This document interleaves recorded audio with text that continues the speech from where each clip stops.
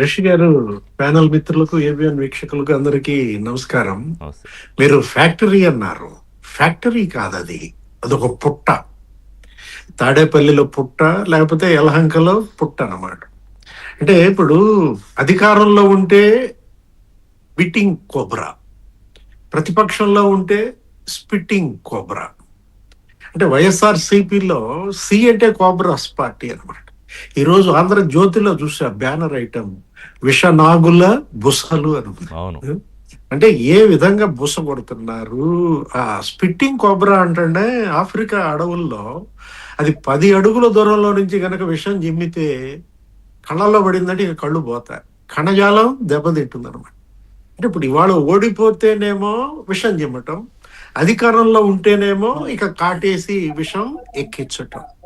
అసలు మనం చూసాం మొన్న విశాఖ స్టీల్ ప్లాంట్ వెళ్ళి అక్కడ విషం జిమ్మాడు, లేకపోతే ఈ తెనాలి ఆ గంజాయి బ్యాచ్ దగ్గరికి వెళ్ళి అక్కడ విషం జిమ్మాడు, సత్తెనపల్లిలో విషం కక్కాడు, అక్కడెక్కడ బంగారు పాలెంలో విషం కక్కాడు. విషం కక్కటం, యలహంక పుట్టలో దాక్కోవటం, మళ్ళా రావటం, మళ్ళా విషం కక్కటం, ఈ తాడేపల్లి పుట్టలో దాక్కోవడం. ఇతను ఏంటంటే అదేదో పాత సినిమా అండి, శోభన్ బాబుది కోడెనాగు సినిమా. కోడెనాగు పగ 12 ఏళ్ళు, నాలో రగిలే పగ 100 ఏళ్ళు 100 ఏళ్ళు అనేదో సాంగ్ ఒకటి ఉంటుంది. జగన్మోహన్ రెడ్డిలో పగ ఇప్పుడు అసలు ఏంటి, అసలు పగ ప్రతీకారాలతో బీపీ వచ్చి చచ్చిపోయేటట్టు. ఎవరిగా పగ అంటే చంద్రబాబు మీద, రాష్ట్ర ప్రజల మీద ఓడించినందుకు ఎవరి మీద? ప్రజలపై పళ్ళు పట్టపట్ట కొరుకుతున్నాడు.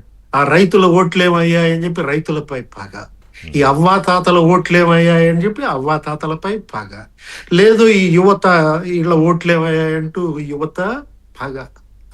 అంటే ఇప్పుడు నేను అంటోంది అదే, ఈ పగ ప్రతీకారాలతో పళ్ళు పట్టపట్ట కొరుకుతూ బీపీ పెరిగి చచ్చిపోతాడేమనిపిస్తోంది నాకు. అరే చిన్న వయసు, ఒక మంచి నిర్మాణాత్మక ప్రతిపక్షంగా ఇవే మాటలు, ఇవే ప్రెస్ మీట్లో చేసిన విమర్శలు అసెంబ్లీకి వెళ్ళి చేయి అంటే ఈ మొత్తం అక్కడ రికార్డుల్లో వస్తాయనా? ఇప్పుడు ఈ ప్రెస్ మీట్లు, నువ్వు ప్రెస్ మీట్ పెట్టడం ఎందుకు, మళ్ళీ శశిధర్, అజయ్ జైన్, భరణి వాళ్ళు ప్రెస్ మీట్లు పెట్టడం ఎందుకు? అంటే మేం మాట్లాడితే మంత్రులు మాట్లాడలేదు, కార్యదర్శులతో మాట్లాడిస్తున్నారు అని అంటారు. ఇప్పుడు అక్కడ ఇచ్చింది ఫ్యాక్ట్స్. శశిధర్ స్పష్టంగా చెప్పాడు, ఇప్పుడే మన మిత్రుడు రవికిరణ్ కూడా చెప్పారు. కట్ ఆఫ్ మార్కు 43 అండి, 45 ఎలా ఇస్తారు? కట్ ఆఫ్ మార్కు 123, 125 ఆడికి ఎలా ఇస్తారు? 1:1 కట్ ఆఫ్ పెట్టడం ఎందుకు? ఆ 1:1 నిష్పత్తిని కూడా ఇతను గేలి చేస్తాడు. ఇప్పుడు 1:1 అంటే స్పష్టంగా శశిధర్ చెప్పాడు, అజయ్ జైన్ చెప్పాడు. 1:1 నిష్పత్తి అంటే సర్టిఫికెట్ వెరిఫికేషన్ కి, ఇప్పుడు సర్టిఫికెట్ వెరిఫికేషన్ కి పిలిచారు ఆ నవీన్ ని. 1:1 లో ఎందుకని రాలేదు? రాకపోతే ఏం చేయాలి? ఇప్పుడు 380 ఈ స్పోర్ట్స్ కోటా ఇచ్చారు. 380 స్పోర్ట్స్ కోటాలో ఓసీ ఎన్నండి? అరే బీసీ 196 అంట, ఎస్సీ 118 అంట, ఎస్టీ 29, 42 కదా మొత్తం. 42లో కూడా ఈ కమ్మాళ్ళకి ఇచ్చింది 9 ఏమో, 16 కాపు, 10 రెడ్లు. అంటే అందులో అందరూ ఉన్నారు, వైశ్యులు, క్షత్రియులు, బ్రాహ్మణులు. అయినా ఈ ఈగోలు ఏంటండి? ఈ ఉద్యోగాలకు మెరిట్ మీద వస్తే కులాలు తీసుకొచ్చి పంచాయతీ ఏంటి? వ్యాధికి కమ్మ, అరే అది డిసీజ్. ఒక వ్యాధిని నువ్వు కమ్మ రోనా అంటాడండి. అతను ఎవరు? అతను అసలు గౌరవ శాసనసభ స్పీకర్ గా పనిచేసినాడు. కమ్మ రోనా? అరే ఎలక్షన్ కమిషనర్ కి కులం ఆపాదిస్తారు. నాదొక మాట చెప్పండి. ఇప్పుడు కమ్మకి 9 వచ్చినాయి, రెడ్డికి 10 వచ్చినాయి, అది అక్కడ ఉంచండి. ఓపెన్ కాంపిటీషన్ లో ఒకవేళ కమ్మలకే 20 వచ్చినాయి అనుకో, వాళ్ళు కొట్టారు అనుకో, తప్ప? ఒకవేళ అది తప్పేలా అవుతుంది? అసలు ఎందుకు ఇంత ద్వేషం నీకు?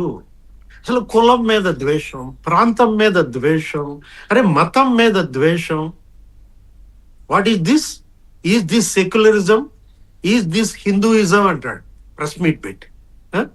అరే హిందువులపై ద్వేషం. తిరుమల తిరుపతిలో 24 నెలల్లో 240 కుట్రలు అండి. అవును. ఆ భూమన కరుణాకర్ రెడ్డి అక్కడ హిందువుల మధ్య చిచ్చు పెట్టే కుట్ర. రాజమండ్రిలో హిందూ క్రిస్టియన్ల మధ్య చిచ్చు పెట్టే కుట్ర. అక్కడ ఎవరో పాస్టర్ రోడ్ యాక్సిడెంట్ లో చనిపోతే దాన్ని మనం చూశారు కదా ఆ రోజు, అవును. ఆ బెన్నీ లింగం. అరే బైబిల్ పక్కన పెడితే ఊసకోతే అంటాడు.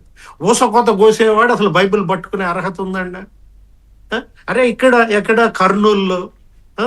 టిప్పు సుల్తాన్ అదేదో కడపలో ఏదో జంక్షన్ కి ఆ పేరు పెట్టడం అంటూ అక్కడ డిప్యూటీ సీఎం అంజాద్ బాషా హిందూ ముస్లింలను రెచ్చగొట్టే కుట్ర.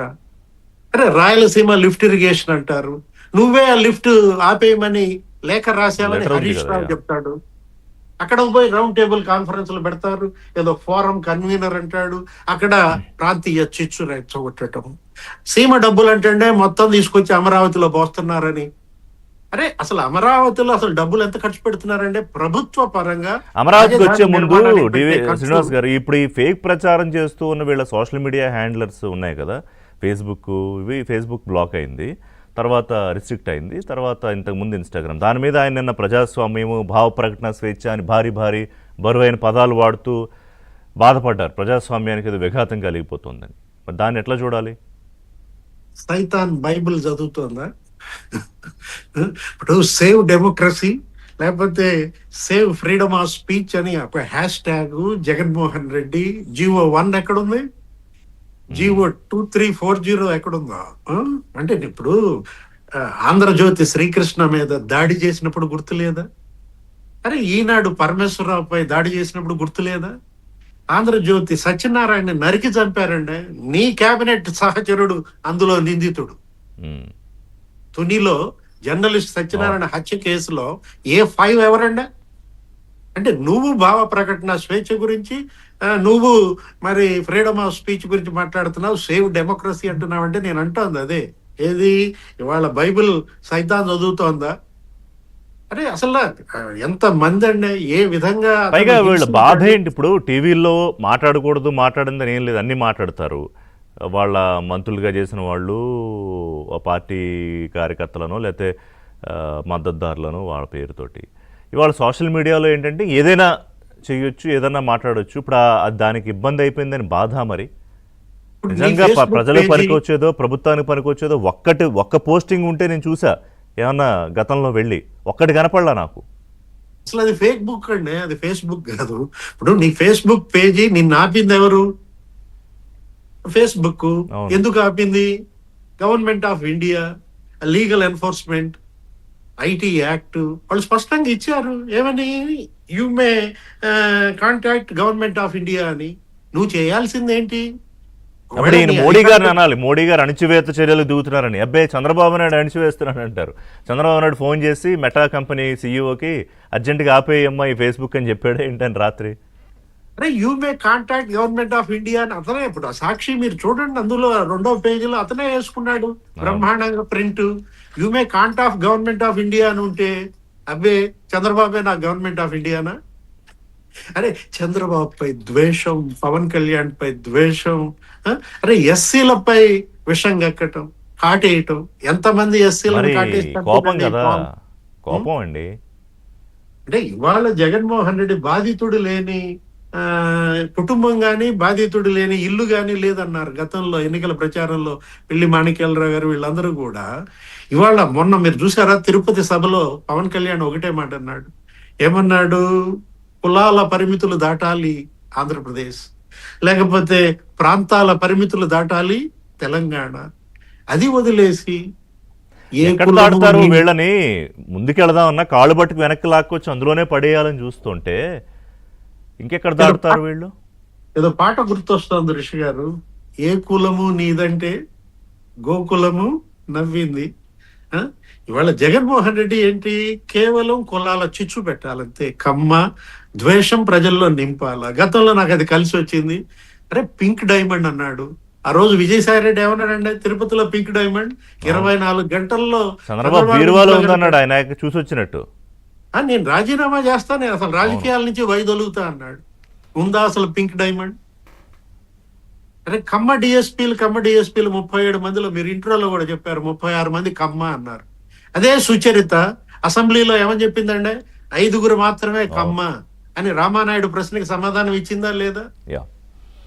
బ్రేక్ తీసుకుందాం శ్రీనివాస్ గారు. ఈ అమరావతి మీద వీళ్ళు నిత్యం చేసే కుట్రలకు చిమ్మే విషానికి